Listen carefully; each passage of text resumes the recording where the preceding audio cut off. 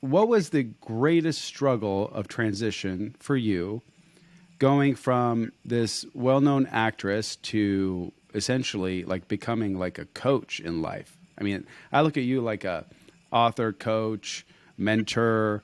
I hate the word influencer, but you know what I'm saying. That is trying to make and is making an impact in people's lives.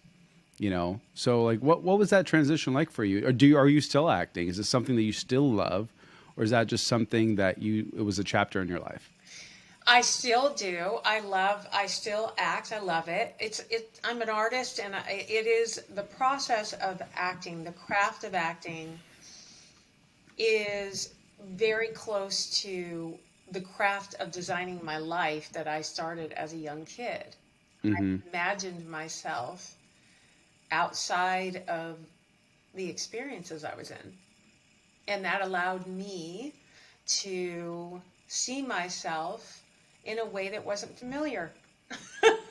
And it opened up this really cool, unknown possibility world.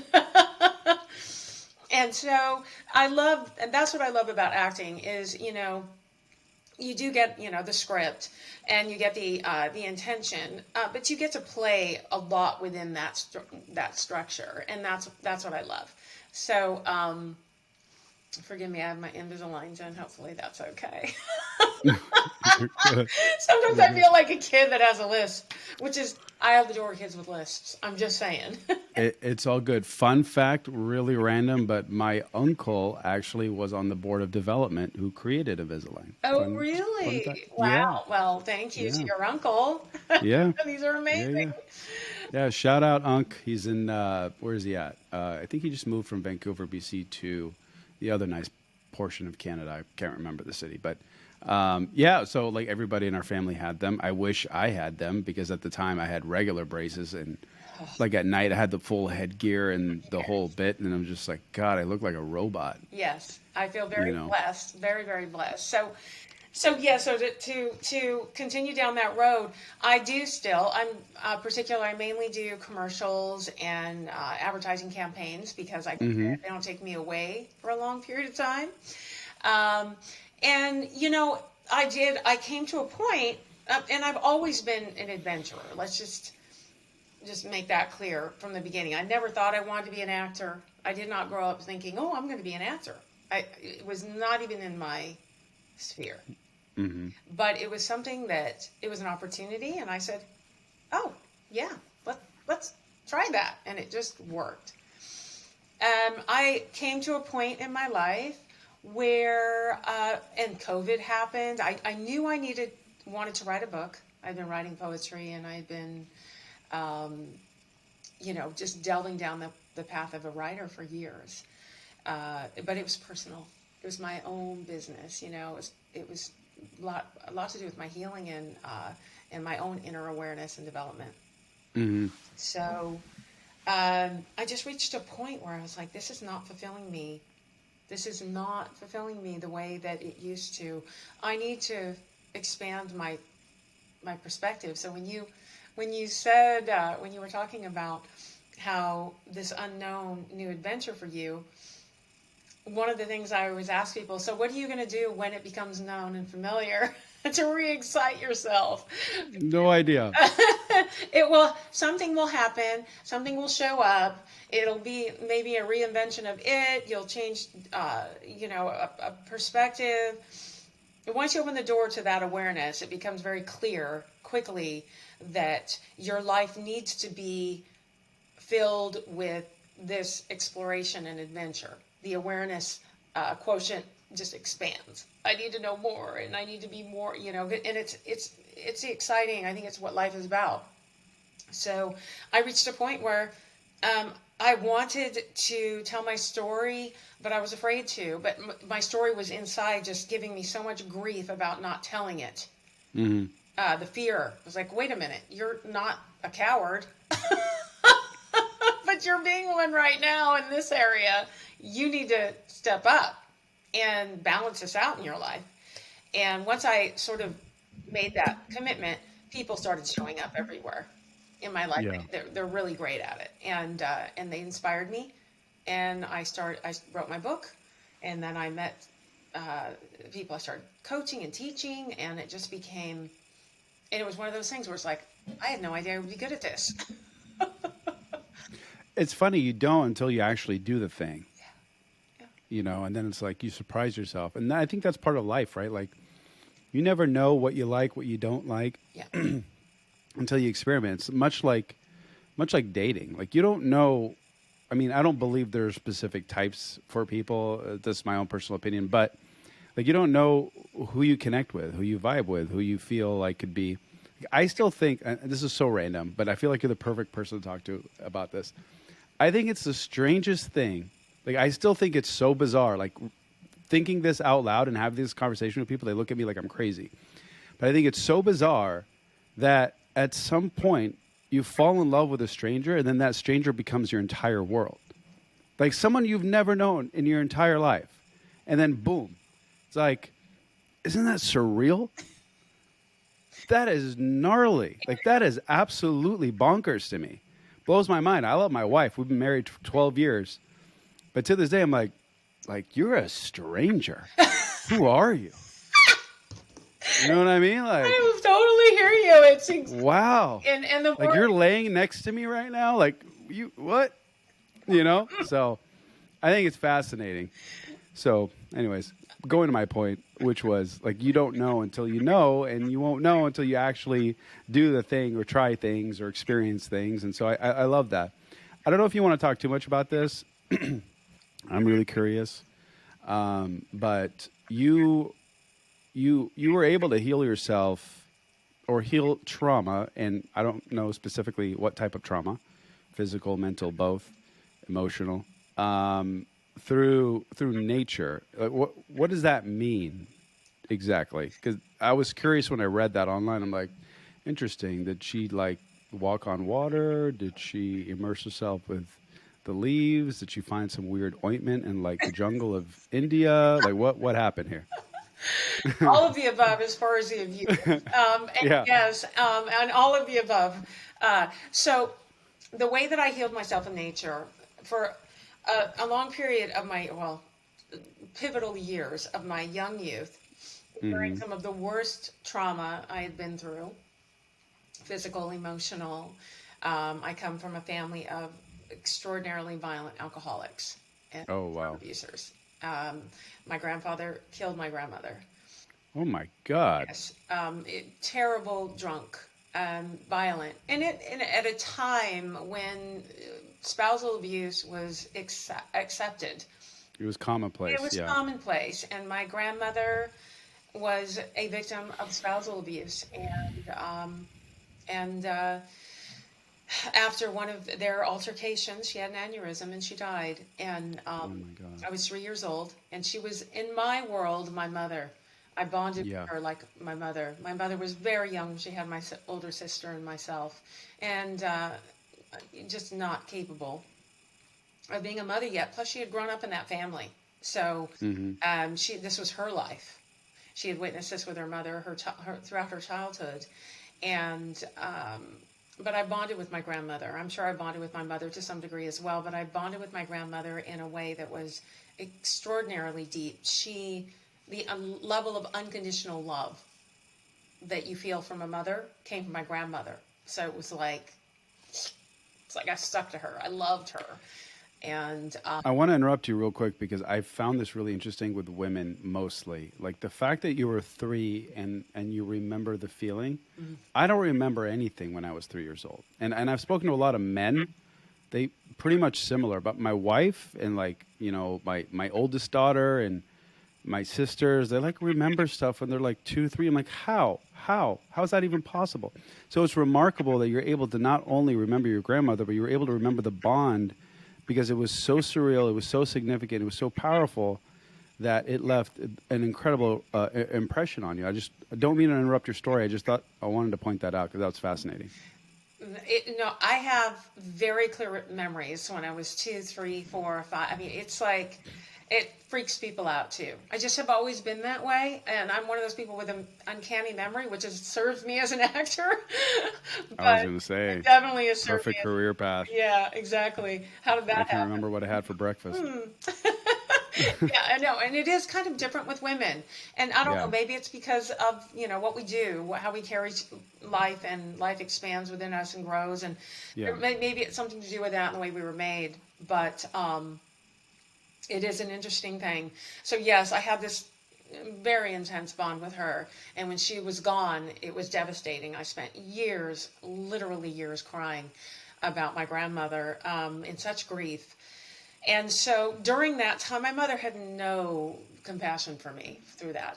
Was in so much of her own pain, and it wasn't I that was going to say, she didn't want to. She just couldn't. She had zero ability to be there for me. She was in her own recovery, and it was very common at that time when parents had children at young ages, and it was just a different time. And they tended to do what was done to them. They tended to mirror. They didn't have the kind of information we have. Didn't have the ability to access it we have now. And so what I did is I ran away. I was a runner from the moment I came out. I came out early. I was breech, feet first. Let's go. how old were you when you ran away? I left. Well, the first time I mean, like ran away consciously was 13.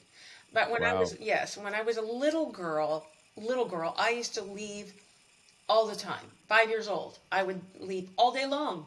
This was the difference between my generation and my daughters, and my husband.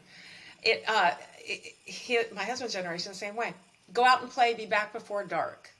No phones, no nothing. Like nobody's the wiser, and it's like you don't even give it a second thought that there's pedophiles out. There's criminals. There could be someone to abduct a child. Like that doesn't now.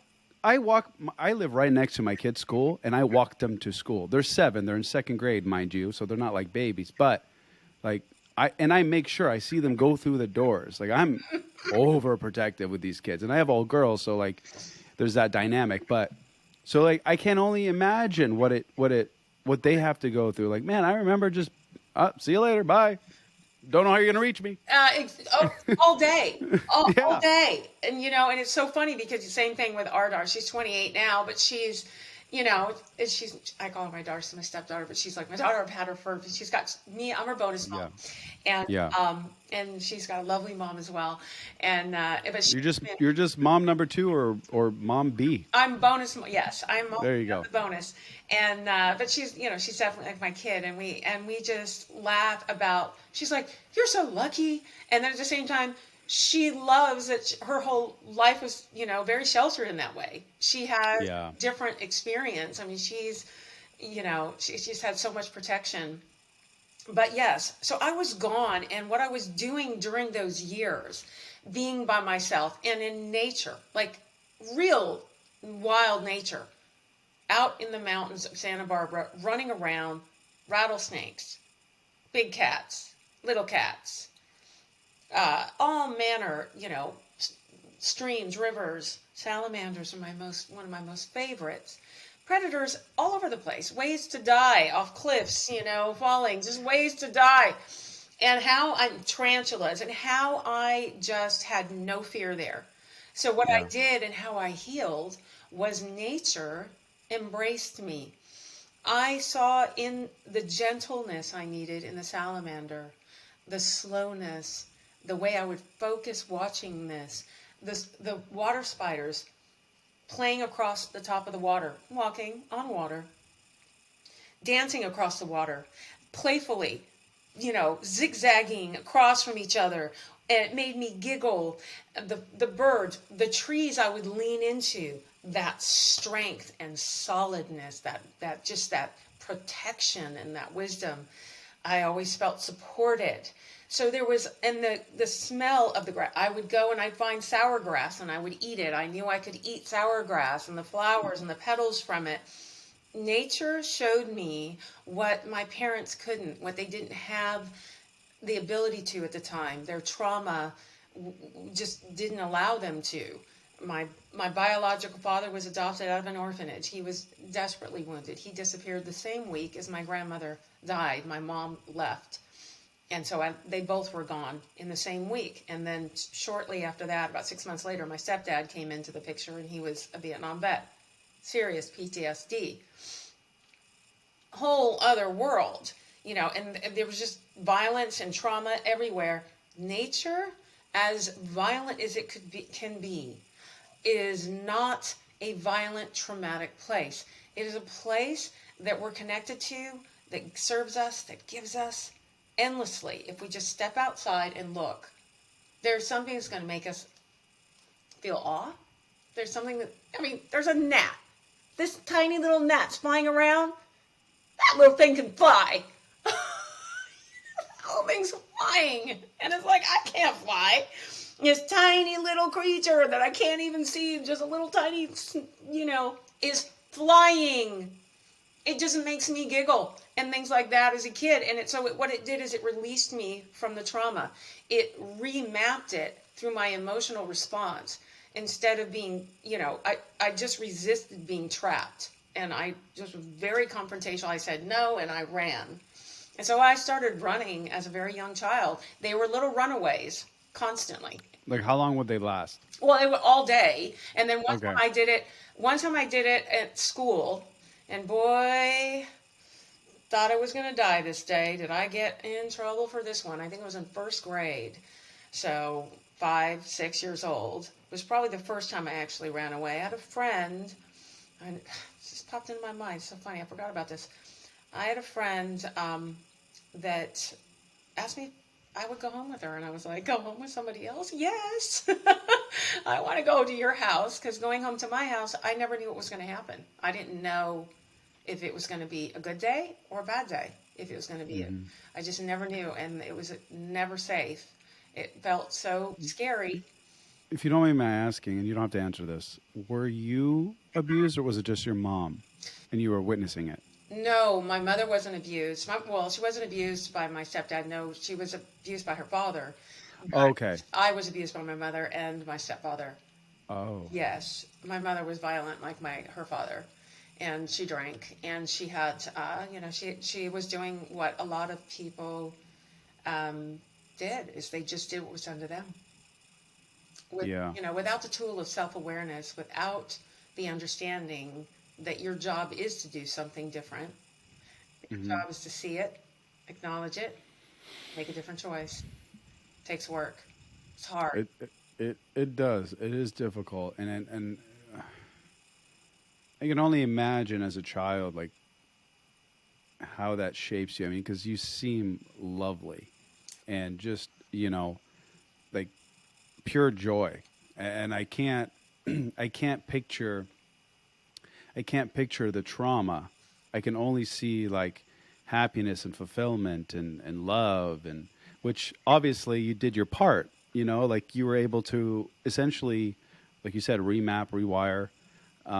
And when you say nature, the way that you're describing it, the way that I see it is like you're witnessing life take place, like real life. You get to see, animals or creatures basically hunting for their food, to, mating, to just drinking some water, or whatever the case may be. Like, you're just witnessing life. And I think what is interesting is that you're present, and you're able to be present. So you're able to just take it in all at once as it is. And I can picture it, which honestly is a beautiful thing, because like, if you look at what we do in today's world, we're constantly behind screens. I mean, we're behind the screen right now, but we're constantly behind screens. Our attention span is out the window. And there's so many different distractions, and there's, like, the screens is a big one, but then like we always have like all these, I have this, I have that, I have this, I have that. I've got to go. I got to go to this appointment. I got to get groceries, and got to pick up the kids from school. And then I got to do this. I'm like, whoa, Like, I truly believe that, like, people who have, because I'm one of them, like attention deficit disorder, things like that, I don't even think it's a disorder. Like, the more that I look at it, I think that all of this stuff was brought on by the craziness of the world that is today. I don't think we're designed like that. I think we're designed to, like, do three things. That's it, literally, and that's hunt, eat, and fuck. Pardon my French.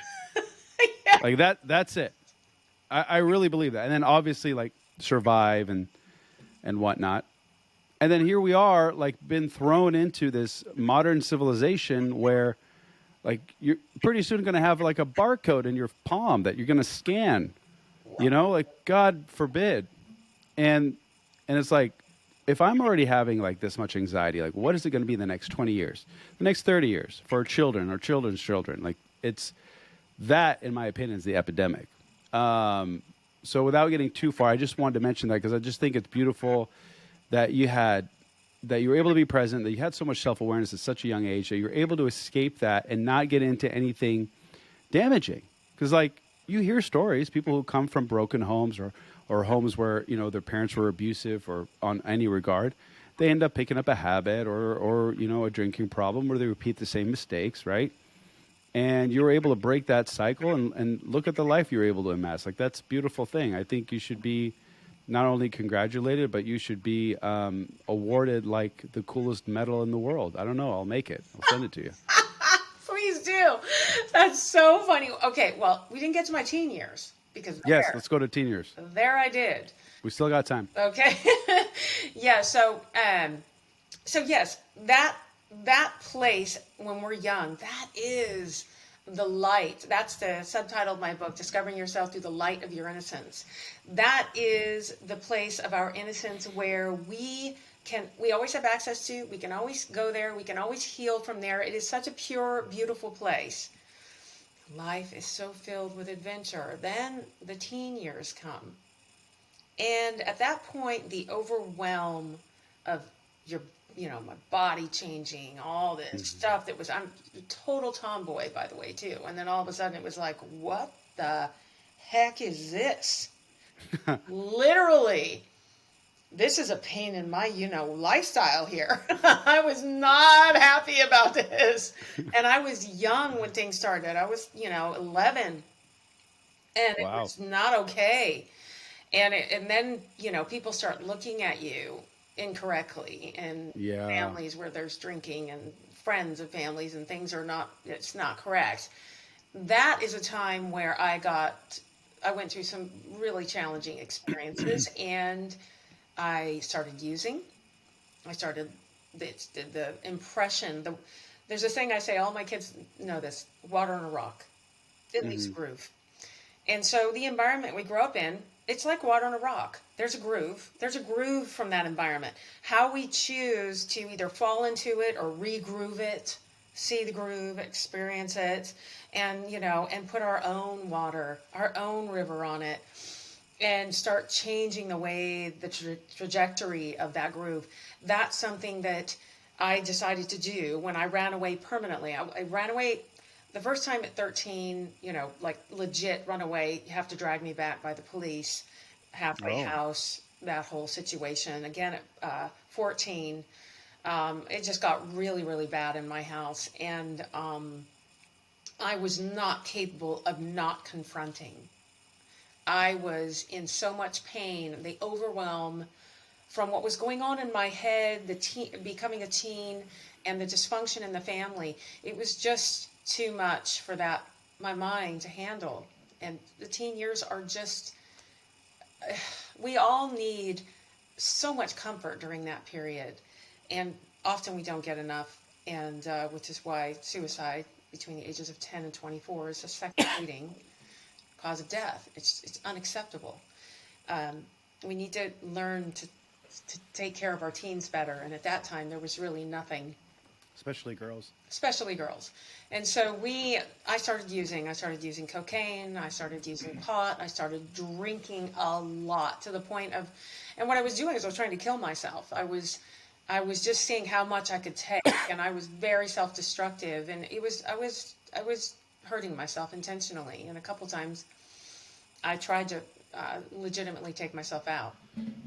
Really? Oh, yes. And it was Excuse me. during one of those experiences that I heard a voice. And I had just come back from being away at a school for a year after being a runaway and put in a halfway house and them trying to take me back home. And this was a time when you just didn't have much of a voice as a kid. They were always going to try and get you home. And no matter how bad it was, they were going to try and get you home. And I said, no, I'm not going. And I remember the lady at the halfway house and the sheriff. They were just like, this kid. I said, no, I'm not going. I'm not going to go home with them. My parents were behind me, police officer and the lady in front of me, and I was calling the shots because I was pissed. So there was a time when the joy, armor was in place of the joy. I covered my softness, and I was a little warrior for my voice and for my rights to choose. I knew I wanted something different, but I did not have the wisdom or the knowledge on how to get there. So, Well, you were a child. I mean, in my opinion, you're a child until, what is it? A woman's brain doesn't fully develop until 22, and a man is 30. So, like, and I still think you're children at that point. Like, I was still a child at 30 years old.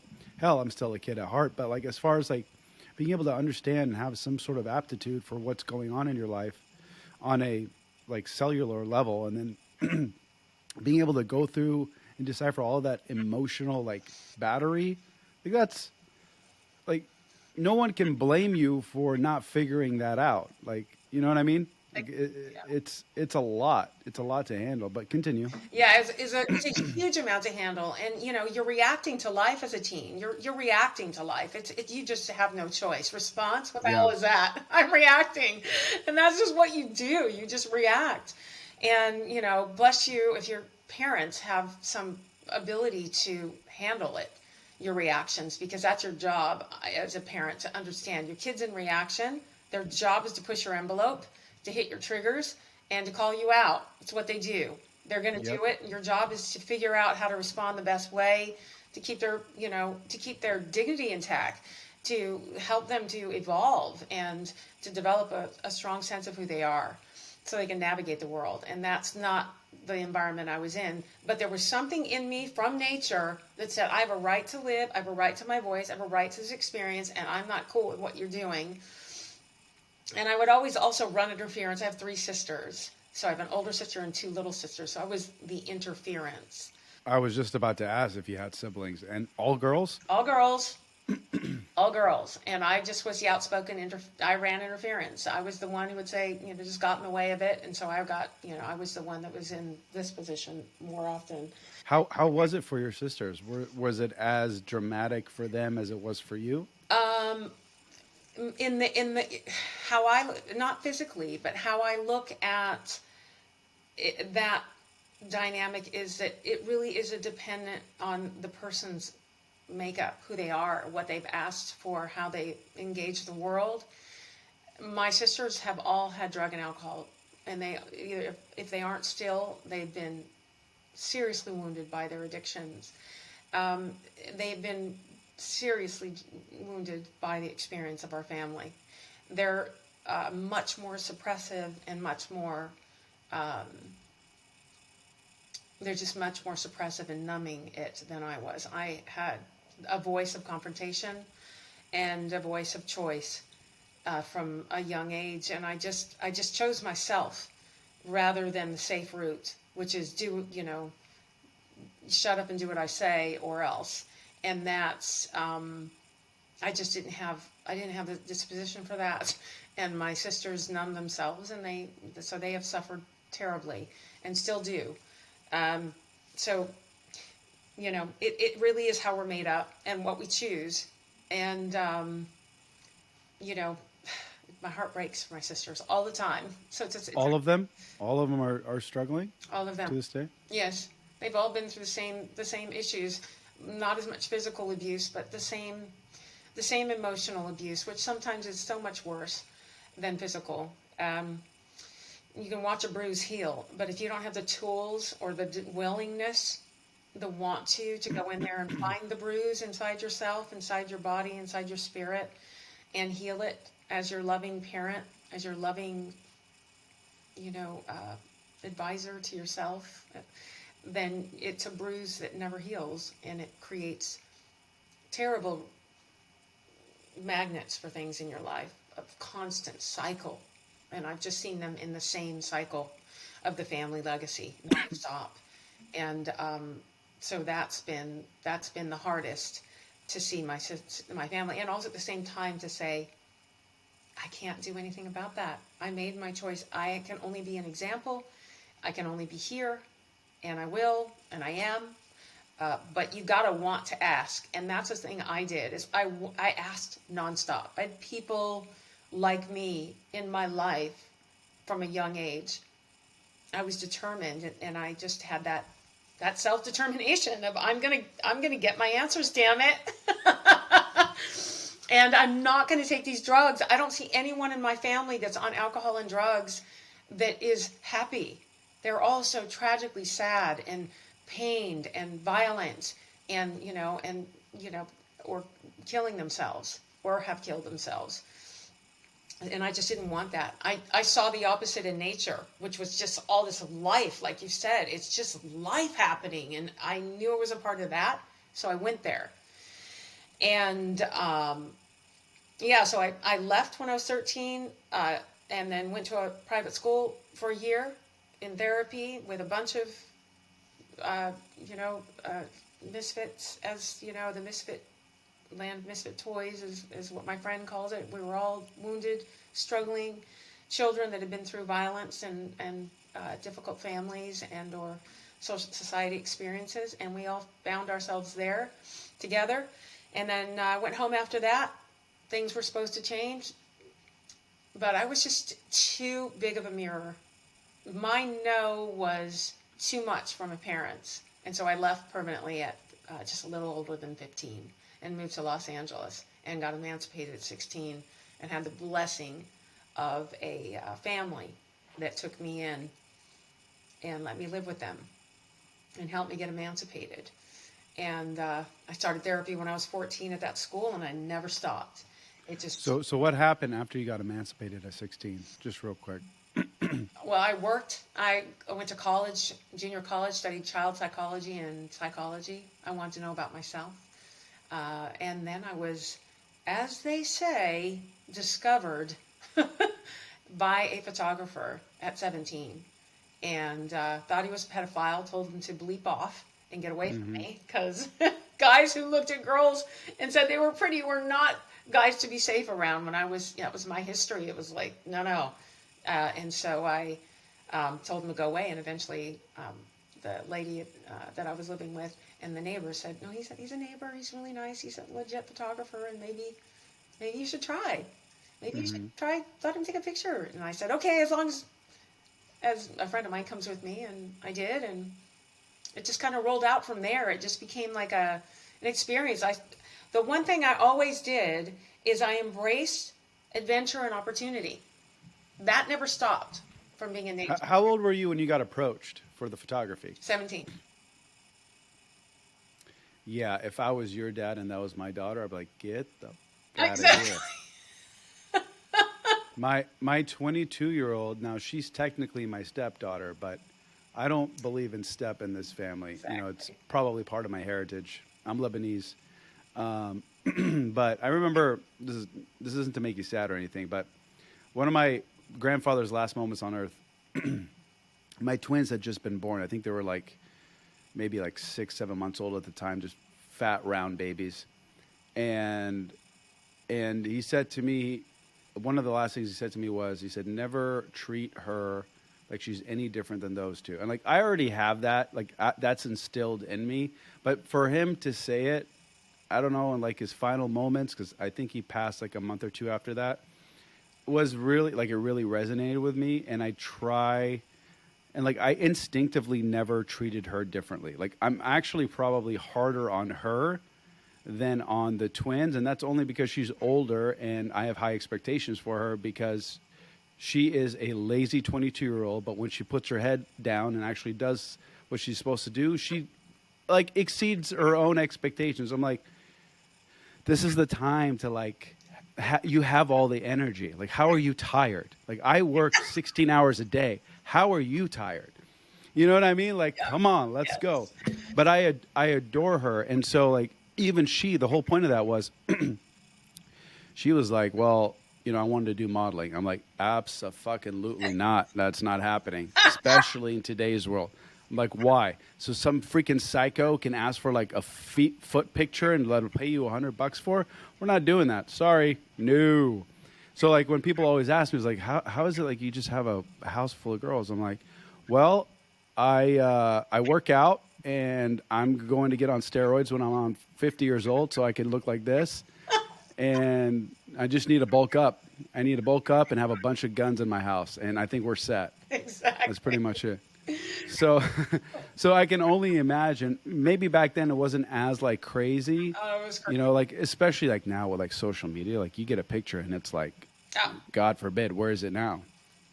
it's insane. Well, I didn't have any parents at the time. I did, but I was emancipated. And- I yeah. was my own adult, but I was, yes, so young, and I had, you know, my shield, my armor at that time. I was very Yeah. guarded. Smart. And yes, in that way, very guarded. But you know, I eventually did, and then I was bored. I was like, "Well, okay, I'm supposed to just sit here, take pictures of me. What is this?" So I ended up, you know, it ended up evolving, and I got into it for a while. Then I got really bored, and I worked in graphic design. And you know, artist through and through, and so I loved that. And then I jumped back into it because the acting, the commercial stuff started kicking, you know, and I did a couple commercials in Europe, and I got to go travel. That is something that, and you know, I just moved to Italy, and people were like, and I was 18 when I first did it. They were like, "You're moving to Italy? Aren't you freaking out?" I was like, "No, I had no." What's holding me back here? Yeah, what's holding me back here? Exactly. Yeah. It's I had this nature that what's out there is a lot more adventurous and fun and exciting than anything that I knew. And so I had wonderful experiences. So I was really blessed that way. And a great experience in Italy. And What a place to be. yeah, it's just love. It's like I was so drawn there. I still am. I love Italy. So yeah, and then and then it kind of evolved from there. I got into the acting side of it, and I used the same tools. The tools that I redesigned my life as a kid in nature came in handy as an actor. I was like, wait a minute, this is very similar. It's my imagination, except I'm applying it to this person. I had this really developed imagination, so it was kismet that I was drawn to it, and so I had and have success and love it, and it just is part of my nature to create in that way, and I used what I learned as an actor to help further refine how I wanted my life as I was coming out of, you know, it wasn't like it was suddenly joy, joy, happy, happy. I went through all manner. Life would trigger something, and something that I'd been through would come up, and I'd have to deal with it. I was in Jungian therapy for Jungian analysis at the Jungian Institute in LA for years. They were trying to figure me out. Like, I don't understand how, one, you're not in jail or dead. After hearing my story, like, I just don't understand how you have a smile on your face. And I was like, how can I not have a smile on my face? The world is available. And they were just like, okay. And so I spent years, and they would, you know, trigger things that I lived through. And I had this, you know, I would go from being so happy to just being so depressed and reclusive. Something would come up and it was really severe. And boyfriend at the time, he was like, okay, you can put those 6-shooters on your hips away. Okay, I'm not going to hurt you. That was my thing, is the trust. I didn't trust people really. It's like, what are they really? Everybody was suspect. So it took me a long time because I just didn't know I could let people in and they were not going to try and, when the people in your immediate family are the people that hurt you the most, Yeah, that's it devastating. really does, I think, the trust path. And you have to redevelop that. So that's probably what took me the longest. How old were you when you met your now husband? My husband, I have the most amazing story. I met my husband the first time when I was 19 years old, almost 20. Wow. And he worked at a modeling agency I was with That's funny. as, yes, their CPA. And I, at 20, have had a CPA. So he became a friend of mine who I tried to set up several times with friends of mine and could not see him for the life of me as a partner in my life, my dream. Mm-hmm. For 11 years, we were friends. You're kidding. No, 11 years. Did he like you?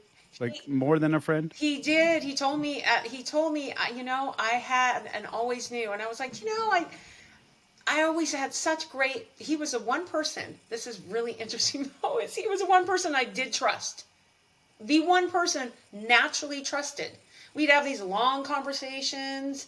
I have no skeletons with this guy. He knew everything about me, all the crazy relationships, previous marriage, I went out with, okay, I'm just going to leave that part out I'm be on the call for another hour. But, my relationships were hilarious. And he, Did you go out with cartoons? Just curious. well, not really. I went out with musicians. Ah, yeah, I know all about them. Yes. I went out with, 90s musicians with the long hair and the crazy behavior. Mm-hmm. And yes, I did. It was interesting. And so he was like, what is this girl doing? I know who she is in there. What's she doing? Well, I wasn't trusting. I was still not ready to trust in that area. I was still dealing with my own abuse in the intimacy area. Yeah. What I had lived through. And so that area was, and I was always gone. So a relationship with somebody who wasn't really reliable was also just kind of worked, had our own lives. And, so we were friends. And then, my girlfriend, he called, I was going through divorce, selling my house. And I'd been through a divorce, actually, and I was just in the point in my life where I was like, okay, I'm just going to focus on my work. I'm done with relationships. I'm just going to be celibate. I'm over it. I can't figure this out. I just keep choosing the craziest people. And wonderful experience and blessings because I have stepkids as a result, who I adore. But in the personal area, it was like, who are these people? I keep choosing. I'm like choosing them because I want to take care of their kids or, and it's like I'm here to help their kids and I'm not about, their kids need me. So I'm, there for the kids. And then there's the dad comes with the package and it's like, what am I doing? But thank God I was there for the kids. And thank God they were, we had it was just an interesting experience. And so my girlfriend says, she hears Jeff, who's calling me because I'm working out all my finances. He's my CPA. And she's like, do you, this guy, he called, I wasn't eavesdropping, but I heard his voice, and have you ever considered dating him? I think that there's something there. And I was like, no, he's like a brother.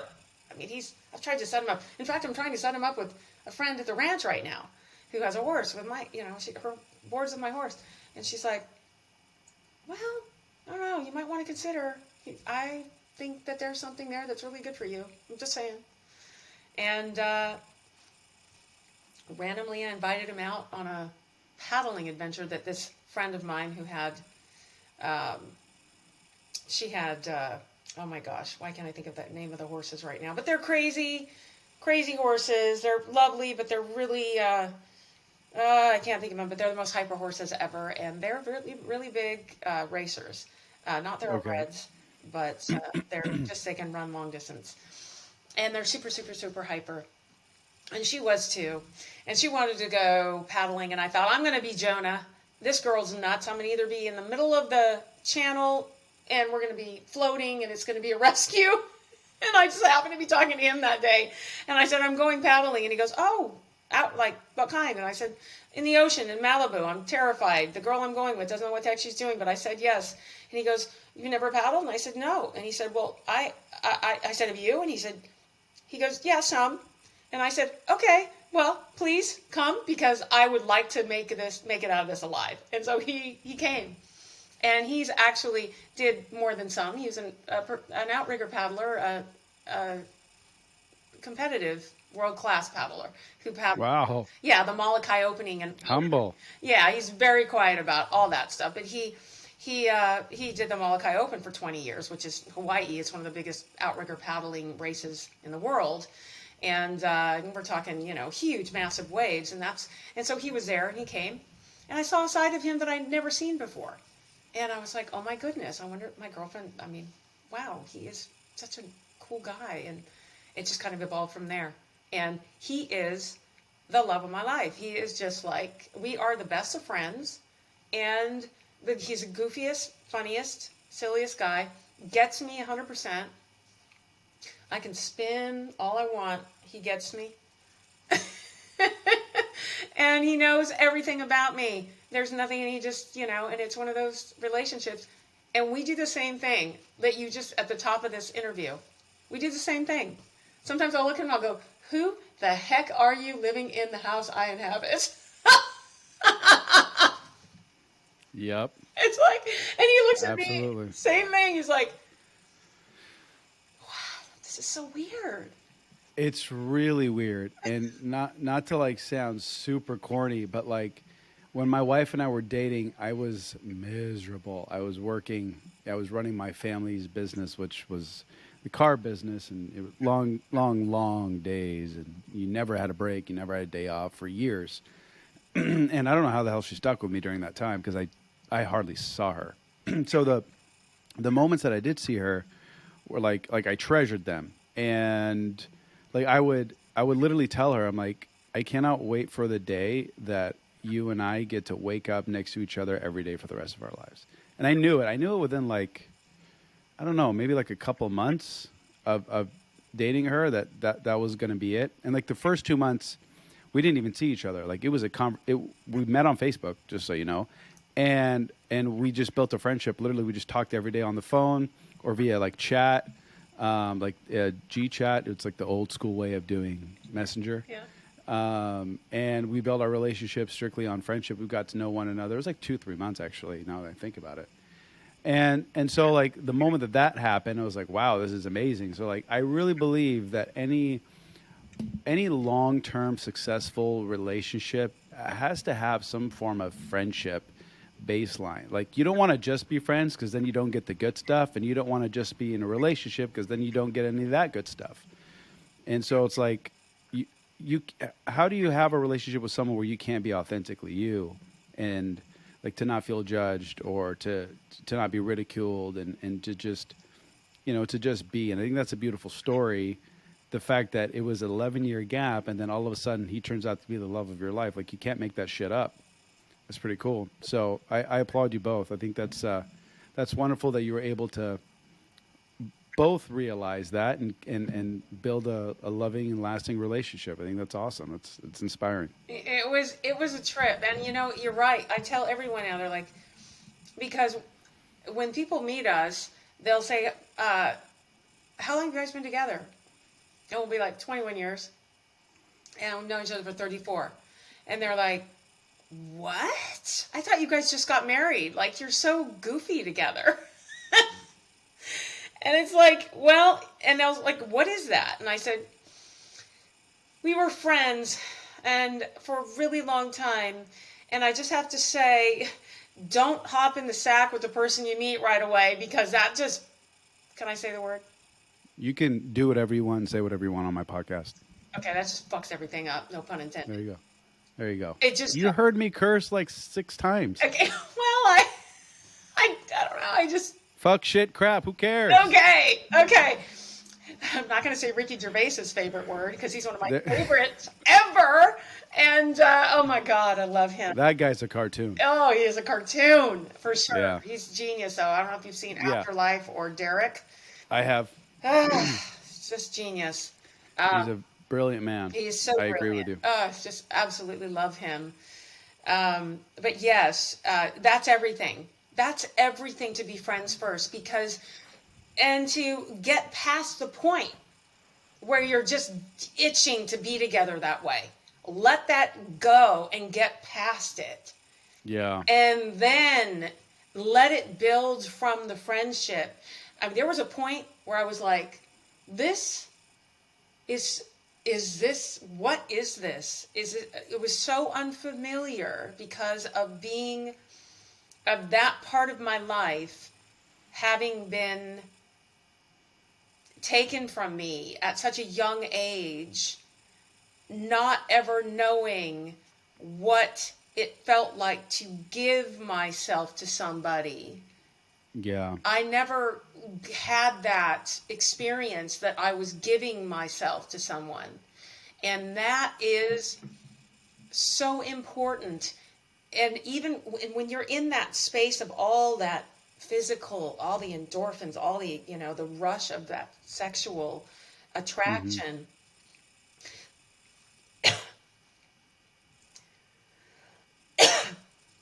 give me a second while I choke. You're good. I'll edit that out. You're good. Unless you want to leave it in there, and I'll just remix it.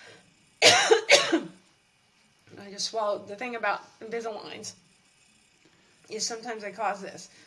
So when you're in that sexual drive, there's just all those endorphins, all that energy is just like bursting inside you. You aren't giving yourself from your heart and your mind. Your body has just hijacked you.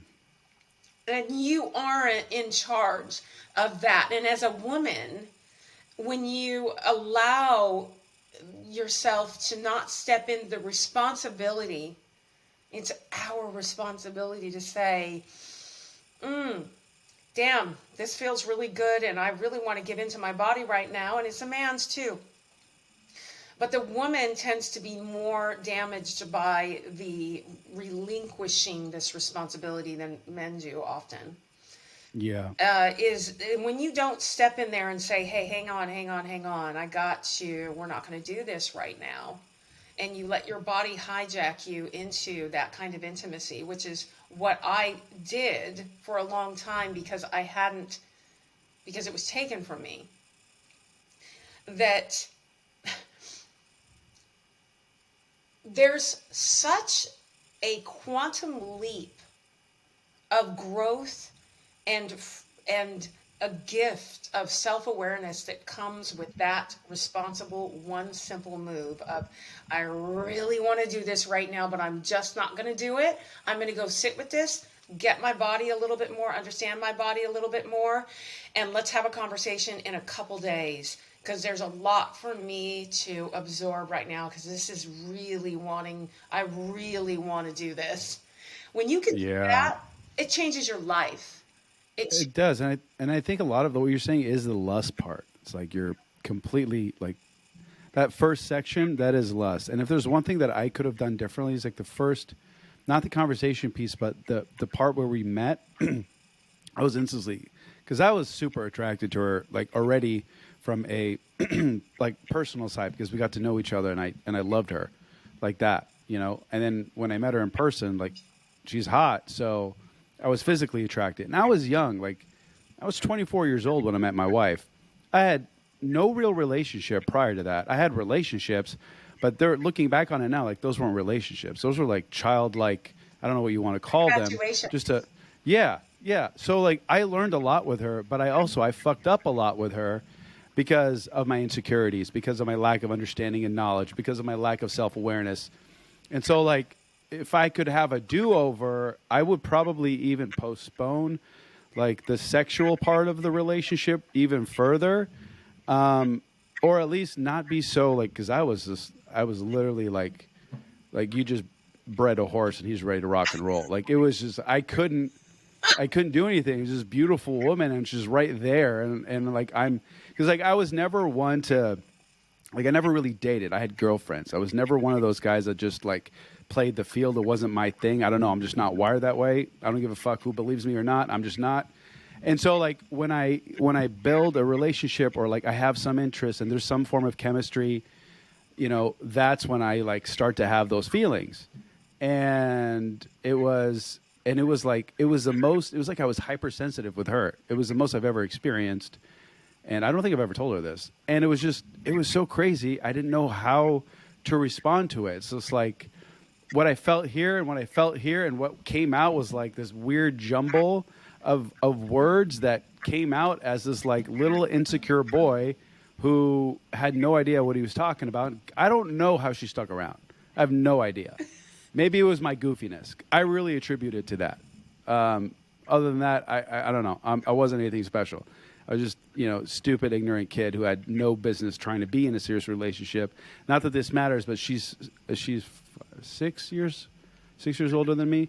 So, that, not to say that 6 years is a big stretch, but that's a long time because in 6 years, what I've been able to go through from a growth standpoint, let alone relationship, it's huge. Like huge. Like what I do in a year is insane. So 6 years is pretty drastic. Anyways, I don't know where I was going with that. I wanted to comment on what you were saying, and I thought that was really critical because if you can put off that lustful section, that part where you're just like, oh, and then build a foundation, I think you'll either know if it's the real thing and you're just wanting sex, right? Yeah, you'll either know it's a real thing and you want to play it out, or you're just wanting sex and you're just turned on by her because, we're animals and that's what happens. I get it. So I love that. I love how you broke that down, and I just wanted to throw in my 2 cents because maybe guys are listening. They're like, I don't know what she's talking about, bro. Well, I love that you said that because it was likely your transparency, because all the things that when you were just telling me about what you were going through as a woman, I'm listening to it going, this is adorable. The transparency of having this and this and this all going all at once and not knowing, and you're like, what the heck? I don't know how she said, because you were completely transparent. And a lot of guys are afraid to be that transparent. But when you do hold off, like you're saying, the empowerment you give yourself is making the choice of, is this real or do I just want sex? And if you decide you just want sex, you're going into it at least eyes wide open, not being hijacked by your physical yet undiscovered or aware of how you operate physically experience of you at this point. And not misleading her and yourself at the same time. Totally. And, and my husband and I, even though we had been friends for 11 years, once we started actually dating, I mean, the first couple days, I wouldn't even go on a date with him by myself. I brought friends. And and then I went on, then he invited me on a date, and he goes, don't worry, there's 10 people that's going to be on the date, so you're good.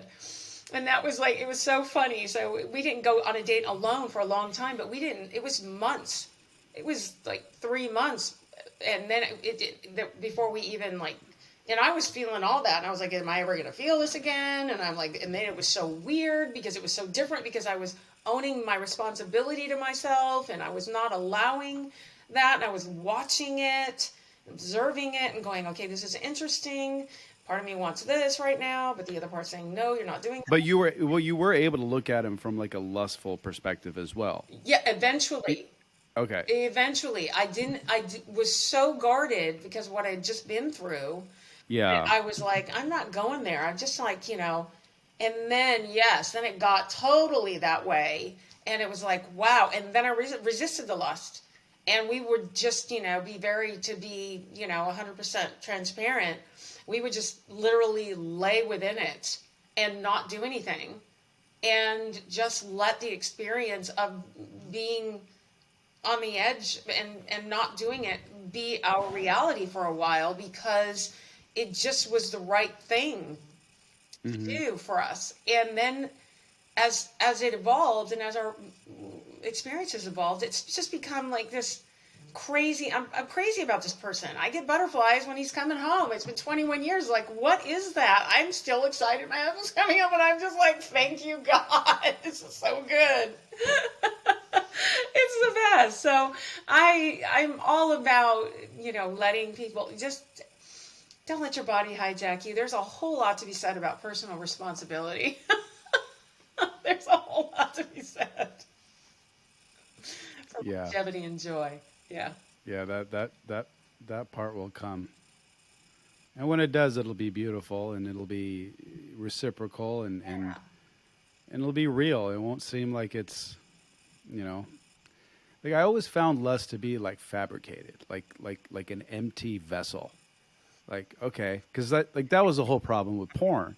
Not to make this a conversation about porn, but like I can't tell you how many men I knew that were married that were addicted to pornography. I'm like, and again, believe me or not, I don't give a shit. But I'm like, here's my rationale with porn. Okay, if you love porn and it's something that you do with you and your significant other, hey, mazel tov. Okay, but what I'm talking about is like the ramifications of porn that literally ruin marriages. Oh. And I know this firsthand, personally, from friends of mine, where it leads to things. It leads to adultery or on different forms. It could lead to resentment. It could lead to whatever, right? It's like a gateway. And for me, it was like the moment that I started like actually being with girls, I'm like, why would I why would I watch a video? Yeah. I have that over there. Yeah.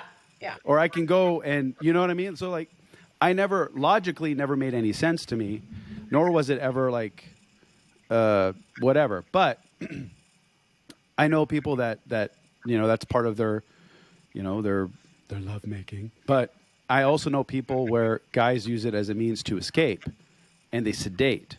But that can also be replaced with alcohol, drugs, whatever the case may be. Like you can sedate on anything. But I've found that pornography tends to be like the number one culprit to men who start resenting their wives and like, start having adulterous relationships with other people. And it usually starts out with communication and then it leads into photos and then videos and then boom, you start doing the deed. And now you've got a divorce, you've got a family, you've got a broken home. And it's like, and I've seen it happen. I've seen it unfold and it's fucking crazy to me. Like all of this because you think that your relationship is based on sex. Bro, let me tell you something. Sex is like another art of communication that you have with your significant other. And I always thought that sex was like the thing that I wanted. It wasn't. It was a connection with my wife that I thought I had lost. And I find that was the common denominator with a lot of men who are very like driven, heart types. I'm not saying that I am. I'm just saying like, type A type individuals, entrepreneurs, business owners, that kind of thing. A lot of guys that are just very like drivers, if you know what I'm saying. Absolutely.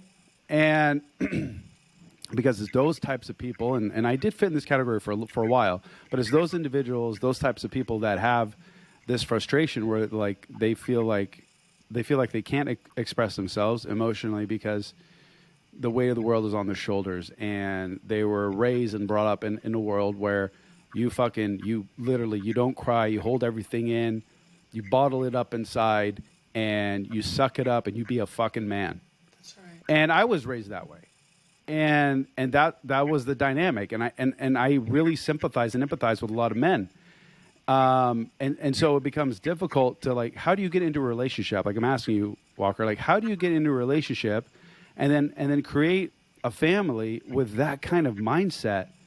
Like, of course, if your wife stops sleeping with you, what do you think? Like the first thing that these guys think, and I was there for a while, is, oh, well, she doesn't love me or she doesn't whatever. So I'm going to go and find out, I'm going to go and solve this issue myself because I need that release.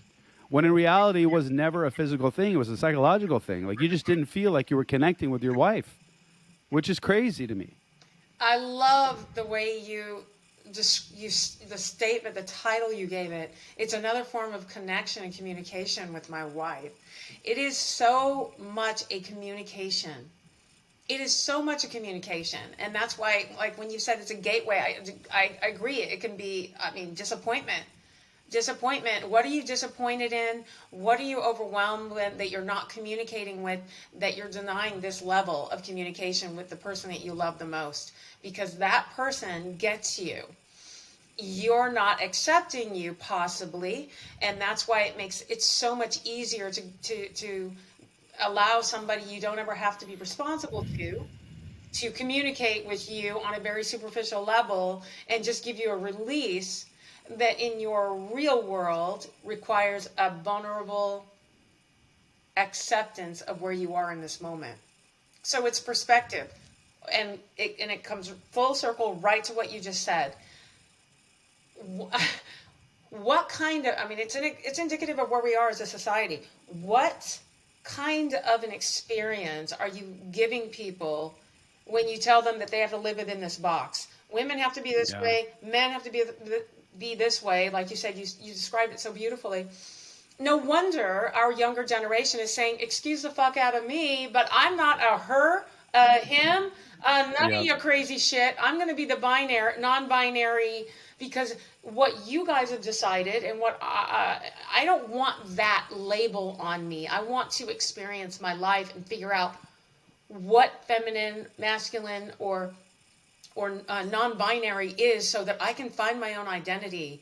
And I think that comes from just generations of this labeling that has given so much pressure to men and women to live within that paradigm that doesn't work. It doesn't work for this evolving connection. Sex is not something that just stays static. You do it one way, the way you did when you first met, and that if it's not that way forever, something's wrong. No, it needs to.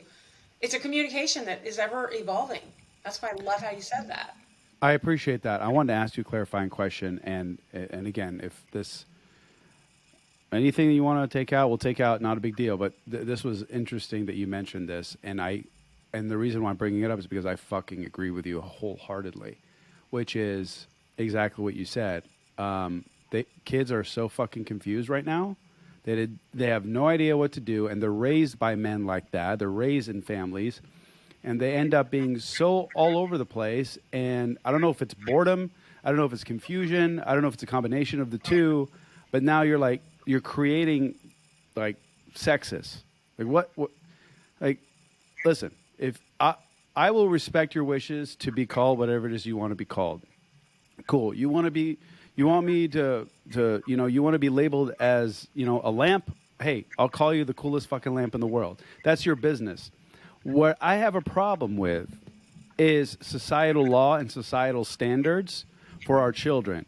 And it shouldn't have to be so, like, you don't have to necessarily be pragmatic, but at the same time, you don't have to be so far optimistic in creating these nuances of gender identification, because of the fact that we are in a society that, I don't know, maybe it's like we went all the way to the right. You know what I mean? It's like, okay, so we're going to let wife beat her, be fine, abuse your children, cool, smoke while you're pregnant, drink while you're pregnant, fine, all that kind of shit. And then it's like, oh, we go all the way to the other side of the freaking ocean. Like, what the fuck planet are we on right now? Yeah. You know what I mean? Absolutely. And forgive me if I'm, overstepping on your beliefs or your friends or whatever. I have friends that I identify as that. I get it. This isn't a disrespect thing. This is just like, where are we going as people? Yeah. This is too much. Way too much.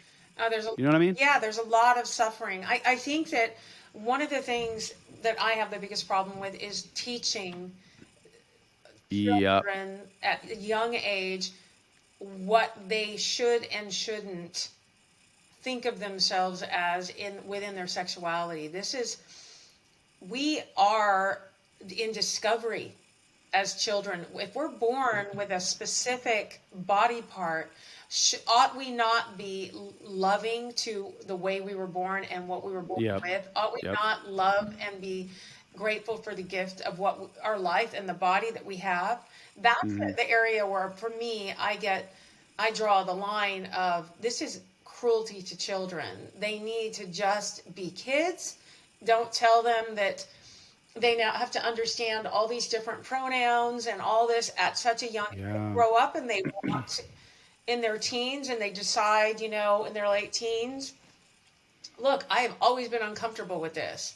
I mean, if that's what they say, I've always been uncomfortable, and they have the mental capacity to make sense of it, then I think that you're on. But they don't, though. They're children. Like, I understand there's always that variable, but like, I'm sorry, you're not going to be a 5-year-old and you're telling me that you think that, you should be I don't know, Decepticon. Like, No. Like an Autobot, whatever. You don't know. First of all, you don't have the capacity emotionally to understand. You don't have any kind of worldview and knowledge to be able to. It's like, okay, there's a difference between knowledge and wisdom. Wisdom is the accumulation of knowledge over years and in perpetuity that has been actually had some sort of practical application in your life. You saw it, you lived it, you witnessed it, whatever the case. You don't have that until you've actually lived. That's right. Like, you have to actually spend years on this earth in order for you to formulate any kind of perspective. Yeah. So when it comes to like a child being able to identify something like that, that is bonkers to me. And then the fact that you were wanting to teach my children, whoa, now we have a problem. Yeah. That is my biggest problem. That is mine too. And so I think it should, number one, not be in school. Kids need to be kids, and not indoctrinated into belief systems, because that is not cool. And it's not just in this arena that we're dealing with, indoctrination with kids in schools. That's a whole other conversation. Right. The lack of freedom for kids to be kids and discover their aptitudes, their strengths, and not be, directed and herded into specific overburden of information, Yes. emotional information. Well said. Is really not cool. And when they come into their teens, which again is a really volatile time, and so you can't just say, okay, here. I mean, I don't agree. I mean, you can't. Some people do, and I'm not saying, I'm not condemning people that do, but I'm saying it's a dangerous and slippery slope when you let your teen say, well, I don't identify as I identify as this, and I know I'm this, and you don't take the time to educate and show them both sides and walk that road with them in a way that's really about personal responsibility and awareness. When you just say, okay, and you don't show the negative possibilities, you don't show both sides. You need to show both sides. There are stories after stories after stories of kids that have gone through, the medical. Sex change? Pardon? Like a sex change? Yeah, like a sex change, the medical, all the drugs, and have committed suicide as a result of what it's done to them mentally. Well, no shit. You're pumping yourself up with hormones either to get you to have more testosterone or more estrogen. Like, it's not natural. It's not. And the fact that but here's the thing. Part of it is that you put your child into this, you allow your child to walk into this, and schools will hide it from you, which is crazy that there's any kind of school rule where your parents aren't welcome.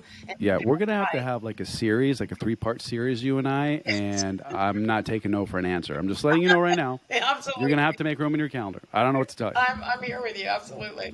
Okay, continue. Yes, but the fact that this is going on and parents are saying, okay, because they're so overwhelmed, and I understand the overwhelm, but your responsibility is to educate yourself. Find out what the influences are on social media. Find out the stories, both sides. Look up the positive stories, and the not positive, and make sure your child has a full base of information, because your child is going to be on this planet. The future belongs to your child. They're going to be on this planet without you. Yeah. As Khalil Gibran said, you are the bow, they are the arrow. You're the quiver. You shoot them off into the future. What you strengthen them with and teach them how to look at both sides, gather information, make a responsible, informed choice. If your child still comes to you after several, a year or two of really educating themselves on it, says, this is who I am, it's what I want to do, it's their responsible adult choice to make, then they want to make that choice as an adult, let them make that choice. But when you let your child make that choice as a child, and you don't take responsibility to at least help them walk an informed path, then, you're doing I think, potentially a disservice to your child because, I have some of my closest friends are gay and have been since the day they were born, know it, and were born in a generation when it was completely unaccepted, got married, tried to live the lie, and said they couldn't because they were gay. And when they said enough of that bullshit, I'm okay with being gay, and I'm okay, and the world's going to have to be okay with me too. Their lives change, and they're incredibly successful and wonderful, amazing human beings. And that's their that's their experience. I think it's terrible to be railroaded in either case. It's something that you have to have information on, and as a parent and as a school, for God's sake, back the fuck out, excuse me, of Yeah, child's no, well-being. they need to. They really do. I just had this conversation about, I forget what it was. This morning I was filling up my kid's water bottle for school, and I spilled the ice, and I said, "Oh gosh," or "Oh my gosh," and Mimi, one of my twins, she's like, "Mrs. Tabor said you're not supposed to say 'Oh my gosh.' You're supposed to say 'Oh my goodness.'" I'm like, "Well, is Mrs. Tabor your dad and mom? Are they your parents or are they your teachers?" She's like, "Well, they're your teacher." So I oversee what your teachers say and know that for the rest of your life. Yes. And it's like, that shit pissed me off really bad. Yeah. Like something so simple. I do tend to have a little bit of a short fuse with like what I like to call my non-negotiables in life. And my kids are like number one. Like I'm like a I don't know, like a liger, like a tiger lion that's ready to just destroy with like eagle wings, and I can just, I don't know. And I don't know, maybe because they're all girls, and if it was a boy, I'd probably be a lot harder on him. I don't know. I have no idea. But I come from a big family, so I've always had like, I have a lot of sisters and a couple of brothers. The rest are women in the family. And my dad died when I was young, so I was surrounded by women. Maybe that's a big part of it. That's a conversation for another time. But so it was something like that. I'm like, you can't let society, and this was a conversation I had with a friend of mine who's really well informed. You can't let society set the standard for your children. You set the standard for your children. Otherwise, and forgive me for if this is insulting in any way, but I don't think it's an insult. I think it's just a representation. Because if you don't set the standard for your children, then society will. And that's like the laws of the jungle, in an essence, which is kind of what happened to you. You, on the other hand, you're like I don't know, like what do you call it? Like a weird variable, because you had crazy intuition and self-awareness at too young of an age. Like it's almost freaky. So like you're a rare breed. So we can't say that that's like the general, standard for most children. So you were able to figure something out, and you had the ability to be able to have some self-awareness and intuition, and kind of craft and create the world that you now live, and you just resonate joy and happiness, and you could see how much you love your life, and that's amazing, and that's why I think everything is in energy, and I could feel it. Like if I was sitting next to you, I probably would see some of it just coming off of you, and I think that's so cool. And why be negative? But so the point I'm trying to make is that if you don't allow, if you don't create the foundations for your children at home, then society is going to take over. And society means friends, neighbors, teachers, grocery store clerks, universities, middle schools, high schools, elementary schools, like that, and then let's not even forget that there's social media now in the mix. Oh, buddy. Oh my Oh God. God. Yeah, I mean, Like mic drop at this point. absolutely. I mean, like what is it? Dale Carnegie's book, How to Influence. It's a fantastic book. How to Win friends and influence people. Well, yeah, win friends. One of his quotes is, "If you tell me how you get your feeling of importance, I'll tell you what you are. That determines your character. That is the most significant thing about you.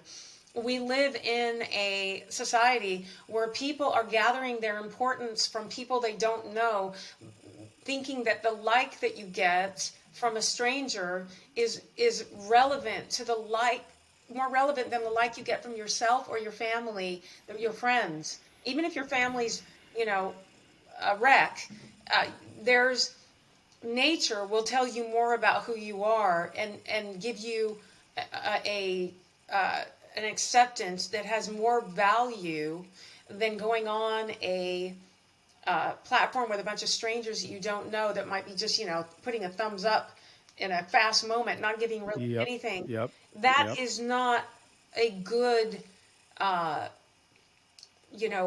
good foundation for building your self-esteem. Your self-esteem comes from you being and doing and coming up into conflict or coming up into resistance and finding a way through it yourself. That's what self-esteem comes from. It's from finding your solutions to your wants. That's how you learn about your capabilities. That's how you learn, one of the things, like my youngest, and I'm the same way. She's my stepdaughter, but she's I call her my youngest. Hallie, she's 28 years old now, and I've always been, get it. You want that, get it yourself if you can. If it's something she can do, like, I do it with all my kids. They want a cup. Can I have a cup of water? I'll get the cup, put it down on a shelf they can reach, put the stool by the sink, and let them get the water. Well done. Because if I'm doing it, they're not going to ever realize they can do it. And self-esteem isn't about what people tell you. It's not from the outside in. It's from what you discover from the inside out. And that's what your energy is on the outside. That's what you bring out. So when schools, teachers, and people on the outside start telling our kids how they are, who they should be, what they should say, to the point, you're supposed to be giving kids information, creating a discussion, creating maybe a platform for them to have a discussion, to gather and determine how they want to respond, an opinion, a discovery, and they start to develop who they are. They're supposed to be stewards of information, not arbiters of what your value system is. Yeah. Our parents are supposed to give that to us, and if they don't, and maybe Mo, part of the reason why schools have gotten so empowered this way is because our society is so broken.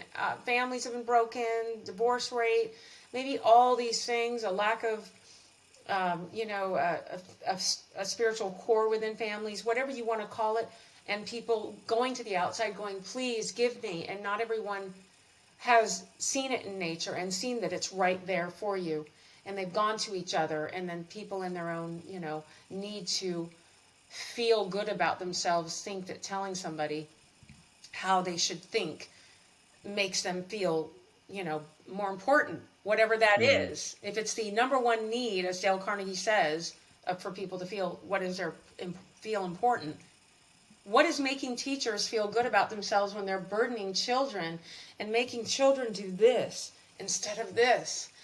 This is what a child is supposed to be doing. I'll tell you what it is. It's the same reason that a kid who gets bullied when he's a kid turns out to be like a cop or some person in authority. And it's those types of people that have to find pleasure in being able to dominate. And I mean that in a grand spectrum of things, like physical domination, mental domination, emotional domination, you name it. It could be as small as telling kids what to do and creating the standard in an educational environment to, just having a hard on and decide to pull everybody over because you can. Whatever the case may be, okay? It's just an example. Doesn't mean it doesn't mean that every cop is a dick and every teacher is terrible and we have to get out of the space of these extremes. Like, we're human beings, we're fallible, we're imperfect, we have good and bad, and some people just tend to some people may give in to those bad impulses, and some they opt for the growth mindset. And so, like, you can't just put everybody in one column. That's that's ignorant. Like, and which leads me to the last thing I want to say before I let you go. And then I really, really want to have like a continuum. If you're open to it, I'm serious. Definitely open. I love it. Love talking with you. Ditto. Is this notion of we can't have a conversation in today's world, and this could be in our next topic because we can dive in without animosity. Like I can't agree to disagree with people anymore. It's like no, you're wrong and I'm right. Okay, buddy, cool. And that may be part of that. Did I lose you? That may be part of cancel culture. That may be part of how society has become. I don't know. All I know is that there's a lot of noise in the world, and everybody wants to be right, and nobody wants to listen. And I'm like, how smart do you really think you are? Because the older that I get, the less that I feel like I know, and the more that I learn about stuff, I'm like, shit, I'm so confused. I don't know. I don't know anything. What is it that I know? I don't. Only thing that I can truly be confident in are my personal experience that I've witnessed, and I can share those with you as a point of reference, not as a means to tell you that this is right and you are wrong. I can't stand that. So I agree with you 100%. And I think that's why we kind of got on the track about uh, school and teachers, because there's a misuse of that power of, look, um, this is just a discovering experience life. Everybody has a desire to want to be heard and acknowledged. They want what they have to say to matter. They want to matter. And if you're in a place of authority or influence, you have even more responsibility to acknowledge that, wait a minute, do I really have the answer? Maybe you don't have the answer. So allow for the possibility that there might be something. And for you and I, when it comes to kids, there's one absolute when it comes to being a parent. Those kids are under your care. You Yep. are their steward, their caretaker, their safety until they are ready to go on their own. That's your job.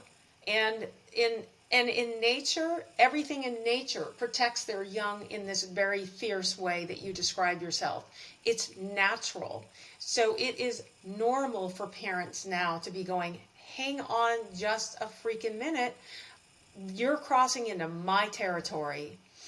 And that's natural. And what we're not able to recognize is to sit in the room together and say, look, I hear your voice. You feel that parents are being irresponsible because they're not acknowledging this experience out here in the world. Well, I'm a parent and I feel you're irresponsible by pushing that awareness on my child at a time when my child doesn't have the capacity to understand it. He only has the capacity to be burdened by it and to feel badly about himself because he doesn't understand it. Can we at least acknowledge that? And can we step away from this and recognize you may value this more than me? And maybe at some point when my child's older and I don't feel as protective in this way because my child has told me I don't need to be, you and I will be able to feel more comfortable in this conversation. But right now we need to be okay with each other's differences. And that's where I think we have the biggest problem, is we're not okay with each other's differences and we're not respecting that they're both okay and have to be accepted at face value in some cases. You just have to say, I don't agree because I don't see where you are seeing, but I respect that you see it and it's high value for you. And it's my job as a human being, part of your family, because we're family. We're a human family. I have got to sit here and say it, okay. It's okay for us to not have the same sight right now, especially when it comes to children. You know, the parent's not trying to hurt their child by saying, don't burden my child while they're in your four walls. I want my child to be in exploration. I want my child to learn academics. I want my child to emotionally feel unburdened and to smile and be in that innocence. I want my child to have innocence as long as they can. Can you please not talk to my child about sexuality when my child doesn't even know what that is? Please. Just don't do that. And for teachers not to be able to say, and organizations to not to be able to say, I have to respect this about parents. These are their children. I have to respect that. It's our responsibility as a society to make, like you said, we make the rules when we don't treat our schools like babysitting services. And we step in as parents and say, I am going to guide, I'm going to participate, I'm going to guide you. These are the parameters that you have with my child while they're in your four walls. Until we get up and say that's our partnership, I think we're going to have this problem. We need to make a partnership, and teachers have been emboldened. Bless you. They've just been emboldened, I think, in a way that is, and also remember, lastly, these teachers are from a broken society.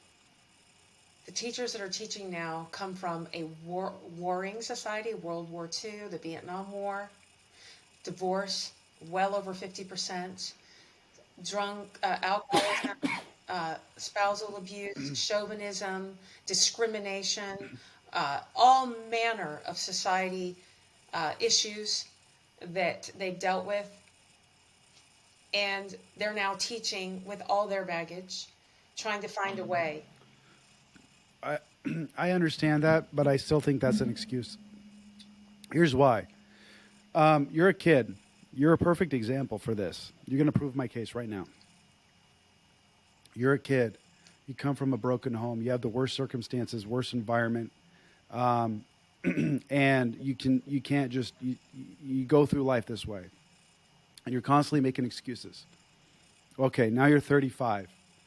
And you're still playing the victim, and you're still blaming it on your old circumstances and your old environment. This isn't to disrespect anybody. This is just to prove a point in the fact that you have absolute control. You are no longer it should be in like the victim mentality, because at this point, if you're a grown, fully grown, developed adult, you cannot keep making excuses for yourself anymore. You just can't. You can't play the victim. You can't say, oh, woe is me. You can't rely on the past that created this mindset. Like, there's a lot of people that I know that have had horrendous upbringings, like horrendous, from death to murder to rape to abuse to you know it. And you're an example. Look what you were able to do. You said, nope, no. I'm going to create my life. I'm not going to play the victim. I'm not going to let that rule over me and control and dictate the way that I live my life. Fuck that. And so, yeah, they may have all of these things that have happened in their life and their family's life, and it's part of the stuff that they collected throughout their existence, and it stays there. But to be able to use that as a means of an excuse, that's bullshit, and I don't buy it, nor do I agree with it, and nor do I think that is any kind of justification for their mindset and their mentality. And I'm a big advocate, and I've personally here locally, and you'd be surprised how angry parents really do get, and how it's almost like mind-numbingly, like it blows your mind, like how much these teachers really believe, and like what's the term I'm thinking of? God, what was that term? I just had it, and it was going to be a perfect example. Hang on. Oh, that they believe and they drink their Kool-Aid. You know how they drink their Kool-Aid and they believe they're. Yeah. It's insane that they are so. It's like, how do you believe a lie? You only believe a lie only because you've been telling that lie for so long that it becomes your version of the truth, and you cannot have conversations with those people because it's like they're already like their vision of the world and how it is already a fallacy. And it's the same kind of people, no disrespect, that you see driving around with a fucking mask on with their windows rolled up. I'm sorry. I have an issue with that too. It's not very safe for you. I mean, I agree with you there. That blows my mind. And I agree, it's not an excuse. You have to take responsibility. And if you're a teacher, You do. you have to hold yourself to a higher standard of dealing with your shit before you go and influence young developing minds, for sure, and not use them as your workout space to deal with your issues. No question. Yeah, you're an educator. That's right. You have to educate. It's just like a policeman. You have a gun in your hand. You are held to a higher standard. You must be. Yep, 1,000%. You just said it right there. You are held to a higher standard. You made that choice. You made that decision. Nobody said enforce it upon you. Nobody said you have to be a teacher. Nobody said you have to be a policeman.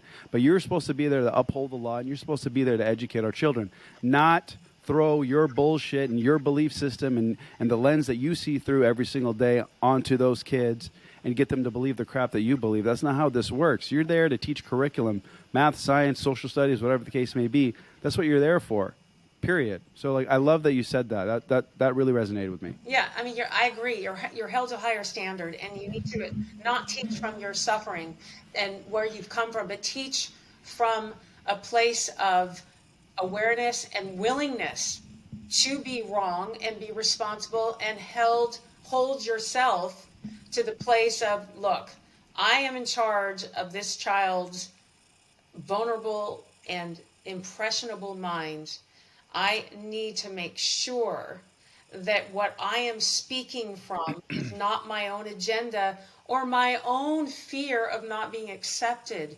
That's when you see people in the Kool-Aid thing, I think there's a natural innate desire, and it's within our psyche, to be accepted. Getting drunk on your own Kool-Aid. That's what it was. God, that was bugging me. Sorry. Yes, no, getting drunk on your own Kool-Aid, because not being accepted is one of the most terrifying things for people. It's in our DNA. If we did not group think when we were in a tribe and we were ostracized, it meant death. Oh yeah. It meant death. You were going to die. You would not survive. So not everybody's a leader. Not everybody's an alpha male or female or alpha beta.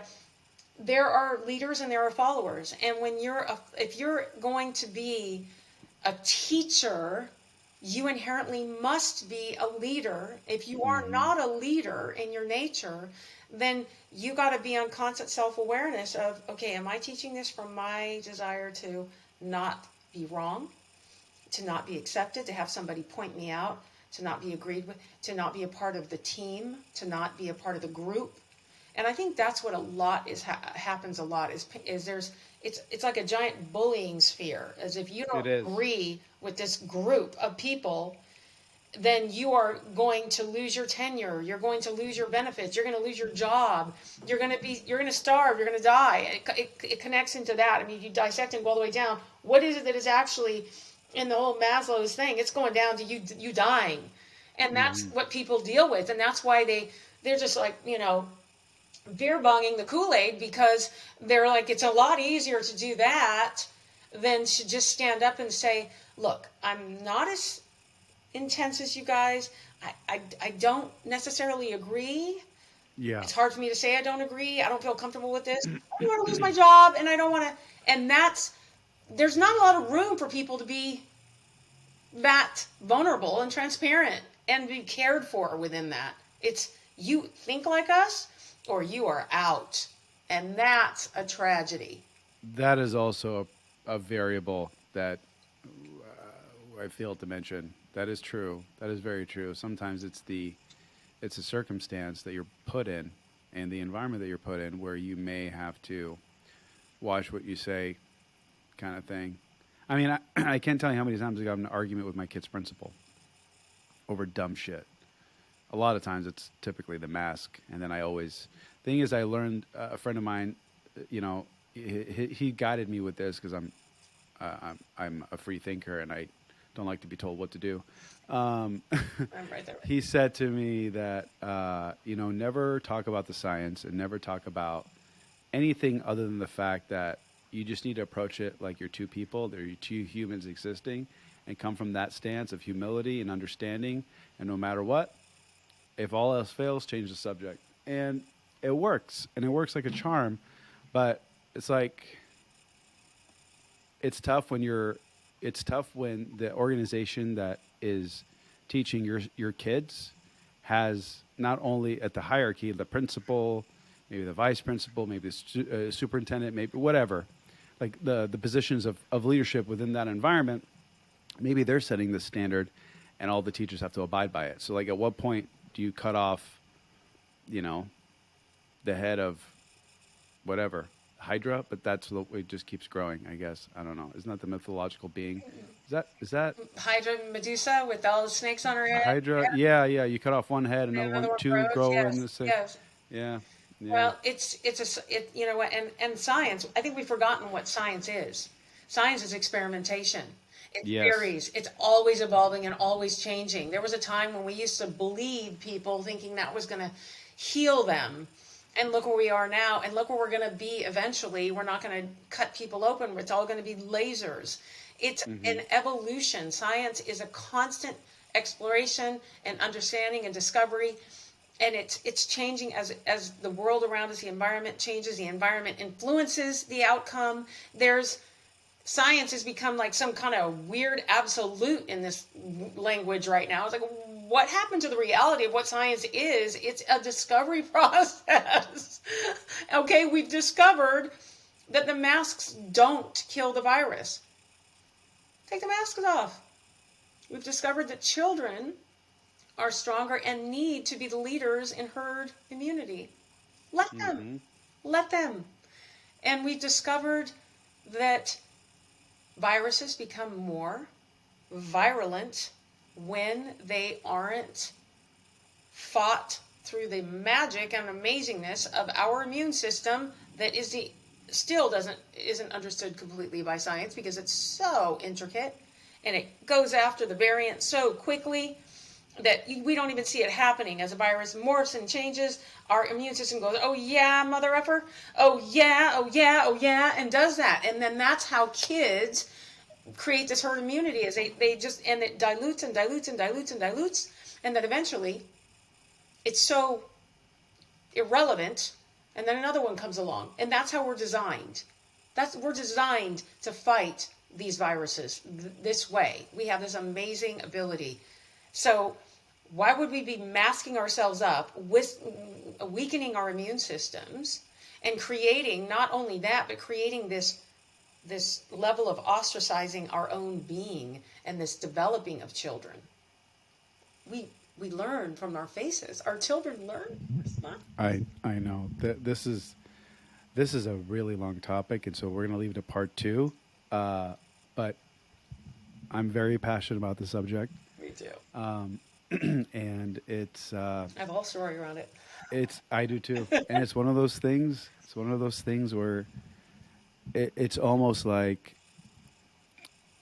when I think about it, and then if I don't watch the news, but if I do turn on the news, I feel like I'm in the Twilight Zone. Like, I feel like I just got transported into like a film, like a sci-fi movie. I'm like, is this real right now? Like, this is happening? Like, this is, like, are people cuckoo for Cocoa Puffs? Like, what's going on? Like, nobody can think for themselves anymore? What happened? Yeah. When did this switch take place? Anyways, I don't want to get into it because it really grinds my gears. But I'm with you. I gotta get going. I gotta go pick up the kiddos. Yes. This has been beautiful. Where can people find you? How can they connect with you if you want them to connect with you? I would love to. I'm going to connect with you. Are you on Instagram? I am on Instagram, Walker. I'm going to find you. I'm going to stalk you. Yes, please connect with me on Instagram, Facebook, walkerbrandt.com. My book Awaken is on Amazon. It's a super. Oh, it's live right now? Oh yes, super cheap Kindle, and I made it, and I don't know, it's really reasonable. Put it that way. I just made it really reasonable on Kindle. And Awaken. Let me find it so I can post it in the link description. yes, Awaken. Is it just Awaken? Is there Awaken, discovering yourself through the light of your innocence, Walker Kimberly Brandt. And so reach out. I would love to have, and I can't wait to have another conversation with you. This is so we touched on so much, and there's so much expansion that we can go into. I know. I got it. Yes. I got the book. Awesome. Yes. Thank you. I will reach out to you on. So I use Instagram literally as a form of communication. I just message people through there. Perfect. If you're active on there, I'll message you. If not, I can email you or whatever your form of communication is. But I'd love to schedule part 2 Yes. because there's just too much knowledge and there's too much wisdom. It's like I love it when I vibe with people. Like I cannot not have another conversation. Like that's not right. Like we got to keep going. We got to keep going. There's a lot to cover in this world. Yeah, absolutely. And lots of There's fun stories. I mean, there's just so much more. Yes. Yeah, and I want to hear them. And I want to hear funny ones, crazy ones, wild ones, Yeah. I've got- gnarly ones, out of this world ones, and Oh, there's so many ones that make you shed a tear. Exactly. There's ones that I've never